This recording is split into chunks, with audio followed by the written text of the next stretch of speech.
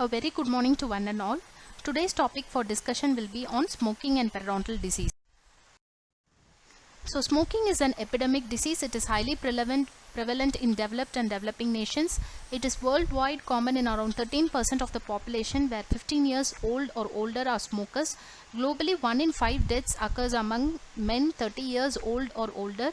1 in 20 deaths among the women 30 years old or older, and it is harmful to almost every organ, causing multiple diseases. It also reduces the life expectancy and quality of life. So the tobacco smoke induces thousands of noxious chemicals, which comprises a gaseous phase and a solid phase.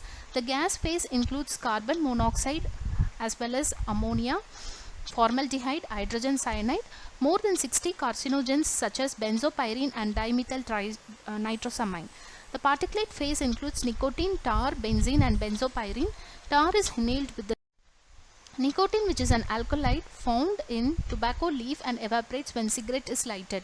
It is quickly absorbed in the lungs. It reaches the brain within 10 to 19 seconds. Nicotine is highly addictive. It causes rise in blood pressure, increase in heart and respiratory rate, peripheral vasoconstriction. It also acts as a risk factor in the prevalence, extent and severity of the disease. Adverse effects on the treatment are also affected if a patient is a smoker, and the success of implant therapy also varies in a smoker patients. Current smokers are those who have smoked in the current as well as who are smokers in the past. Accurate assessment of lifetime exposure plays an important role. The number of packs and the number of packs smoked per day into the number of years of smoking plays an important role. So the former smokers are those patients who have smoked in the past, and it also depends on how much they used to smoke, how many years they have smoked and when they have smoking habit. So smokers who have smoked greater than or equal to 100 cigarettes in their lifetime and currently who smoke are the current smokers. Former smokers are those who have smoked greater than or equal to 100 cigarettes in their lifetime and do not currently smoke. The non-smokers who have not smoked greater than or equal to 100 cigarettes in their lifetime and do not currently smoke. What is the effect on prevalence and severity of periodontal disease? In gingivitis, there is decrease in gingival inflammation and bleeding on probing. In periodontitis, there is increase in prevalence and severity of periodontal destruction, increase in pocket depth, attachment loss and bone loss, increased rate of periodontal destruction, increase in the prevalence of severe periodontitis, increase in tooth loss, increase in the prevalence with increased number of cigarettes per day, decreased prevalence and severity with the smoking cessation. So this is a picture where we can see how tobacco smoking affects the periodontal treatment. So the host defense mechanism thereby alters the polymorphonuclear function, which causes decreased CD4-CD8 ratio, decreased salivary IgA and IgG, thereby causing the periodontal disease progression and poor treatment response. Because of tobacco smoking, there is going to be change in the subgingival environment, thereby there is increased periodontal pathogens which causes the disease progression. The destruction of extracellular matrix and alveolar bone loss also contributes to increased pro-inflammatory cytokines like interleukin-1, tumor necrosis factor alpha, PGE2 and increased MMPs, thereby leading to periodontal disease progression. In smokers, there is a compromised wound healing which affects the connective tissue and the vascular alterations, which causes decreased oxygen and nutrition supply and thereby decreased collagen synthesis. So, what are the effects of smoking on etiology and pathogenesis? First, talking about microbiology, no effect on the rate of plaque accumulation. There is increased colonization of shallow periodontal pockets by periodontal pathogens, increased levels of periodontal pathogens in the deep periodontal pockets. The immune inflammatory response, there is altered neutrophil chemotaxis, phagocytosis and oxidative burst.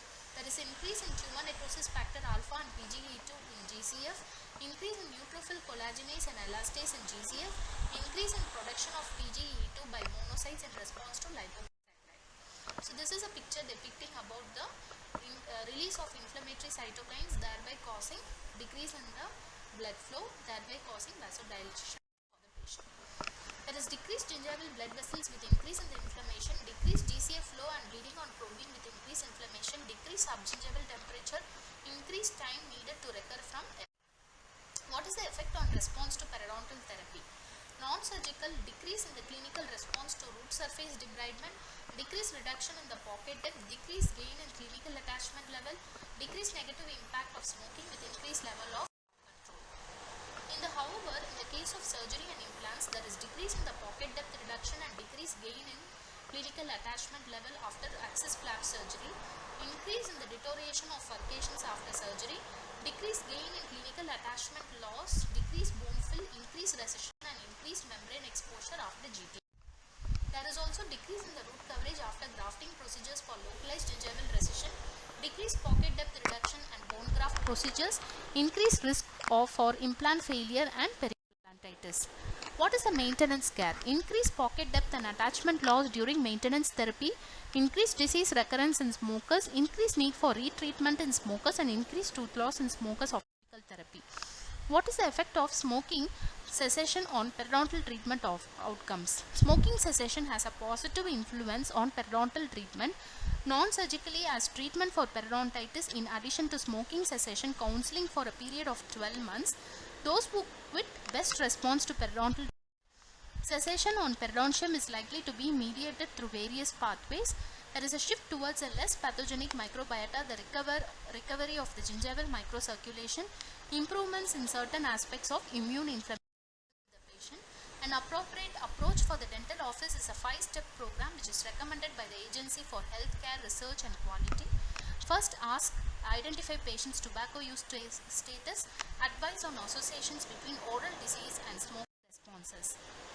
So what are the 5 ways we can motivate the patient? First, assess the patient's interest and readiness to participate in the tobacco cessation programs. Assess the patient, use appropriate techniques to assess the patients. Arrange, you can follow up, contact and benefits of cessation. So to conclude, we can say that smoking is one of the major risk factor. The smoking cessation plays an important role in as an integral part of periodontal therapy among patients who smoke.